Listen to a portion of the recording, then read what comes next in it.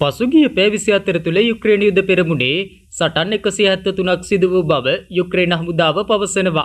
රුසියානු හමුදාව පොක්‍රොවිස් දිශාවට දැඩි ප්‍රහාර එල්ල කළ බවයි යුක්‍රේනයේ සන්නද්ධ හමුදාවන්ගේ සාමාන්‍ය කාර්ය මණ්ඩලය වාර්තා කළේ. යුක්‍රේන හමුදාව පවසන්නේ ඔවුන්ද රුසියානු ගුවන් සේවා, මිසයිල් බලකායන් සහ ආරක්ෂක හමුදාවන්ගේ කාලතුවක්කු සහ උපකරණ සංකේන්ද්‍රණයන් 8කට එක් අනදෙන මුරපොලකට කාලතුවක්කු පද්ධති 4කට සහ රුසියානු ආක්‍රමණිකයන්ගේ එක් ගුවන් ආරක්ෂණ පද්ධතියකට පහර දුන් බවයි.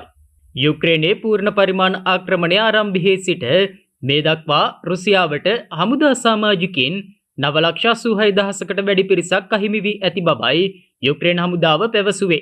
ගත වූ දිනේදී පමණක් යුක්‍රේන ප්‍රහාර හමුවේ රුසියානු ආරක්ෂක හමුදා භටයන් 1,140ක් මිය ගොස් ඇතැයිද සඳහන්.